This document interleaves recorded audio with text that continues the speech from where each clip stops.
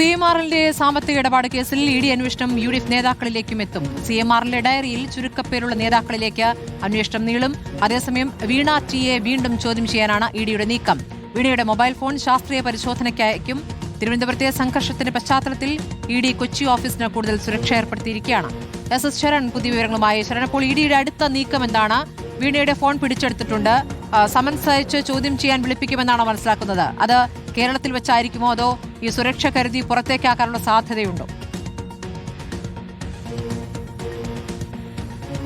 സ്മൃതി, അത്തരത്തിൽ അന്വേഷണം പുറത്തേക്ക് കൊണ്ടുപോകേണ്ടതില്ല. അതായത് ചോദ്യം ചെയ്യൽ അടക്കമുള്ള കാര്യങ്ങൾ കേരളത്തിൽ തന്നെ നടത്തിയാൽ മതി എന്നൊരു നിഗമനത്തിൽ അത്തരത്തിലൊരു തീരുമാനത്തിലേക്ക് ഇഡി എത്തിയിട്ടുണ്ടെന്നുള്ളതാണ് നമ്മൾ മനസ്സിലാക്കുന്നത്. എന്തായാലും ഇതിൽ പ്രധാനപ്പെട്ട കാര്യം കൂടുതൽ നേതാക്കളിലേക്ക്, പ്രത്യേകിച്ച് UDF നേതാക്കളിലേക്ക് തന്നെ ഈ അന്വേഷണം നീളുന്നു എന്നുള്ളതാണ്. അതിന് കാരണമായിട്ട് ഇഡി പറയുന്നത്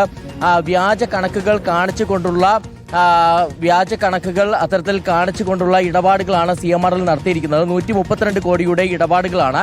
ഇത് കുറ്റകൃത്യത്തിന്റെ ഭാഗമായിട്ടുള്ള പണമാണ്. ഈ പണമാണ് പല UDF നേതാക്കൾക്ക് പോവുകയും ചെയ്തിരിക്കുന്നത്. അപ്പോൾ അതിന്റെ അടിസ്ഥാനത്തിലാണ് അന്വേഷണം അവിടേക്ക് കൂടി വ്യാപിപ്പിക്കാൻ തീരുമാനിച്ചിരിക്കുന്നത്. ആദ്യഘട്ടത്തിൽ പ്രധാനമായും എക്സാലോജിക്കും CMRലും തമ്മിലുള്ള സാമ്പത്തിക ഇടപാടുകളിലായിരിക്കും കൂടുതൽ അന്വേഷണം എന്നുള്ളതാണ് ഇഡി പറയുന്നത്. അതായത് ഇന്നലെ ഈ റെയ്ഡുമായി ബന്ധപ്പെട്ട ശേഖരിച്ച നിരവധി രേഖകളുണ്ട്. അതിൽ തന്നെ വീണ ടിയുടെ മൊഴി രേഖപ്പെടുത്തുന്നതിനൊപ്പം തന്നെ വീണ ടിയുടെ മൊബൈൽ ഫോൺ കസ്റ്റഡിയിൽ എടുത്തിട്ടുണ്ട്. ഒപ്പം തന്നെ ഈ നിക്ഷേപങ്ങളും ബാങ്ക് സ്ഥിര നിക്ഷേപ രേഖകളടക്കമാണ് ഇഡിക്ക് ലഭിക്കുകയും ചെയ്തിരിക്കുന്നത്. ഈ രേഖകളുടെയൊക്കെ തന്നെ വിശദമായ പരിശോധന നടക്കുന്നുണ്ട്.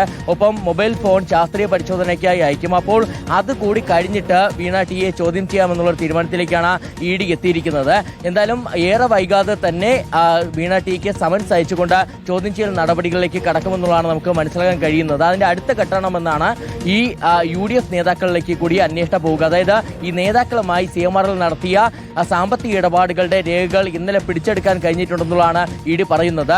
വീണ ടിയുടെ വീട്ടിലടക്കം, അതായത് പിണറായി വിജയന്റെ വീട്ടിലടക്കം പരിശോധനകൾ നടത്തുന്നതിനൊപ്പം തന്നെയാണ് CMRലിന്റെ ഓഫീസിലും ഒപ്പം മറ്റിടങ്ങൾ, അതായത് ശശിധരൻ കർത്തയുടെ വീട്ടിലുമടക്കം പരിശോധനകൾ നടന്നത്. അവിടെ നിന്നാണ് ഈ നേതാക്കളുമായിട്ടുള്ള നടത്തിയ സാമ്പത്തിക ഇടപാടുകൾ സംബന്ധിച്ചുള്ള രേഖകൾ ഇഡിക്ക് ലഭിച്ചിരിക്കുന്നത്. ശരി ശരൺ, അപ്പോൾ CMRലിന്റെ എല്ലാ ഇടപാടുകളിലേക്കും അന്വേഷണം നീളുമെന്നുള്ള സൂചനകളാണ്.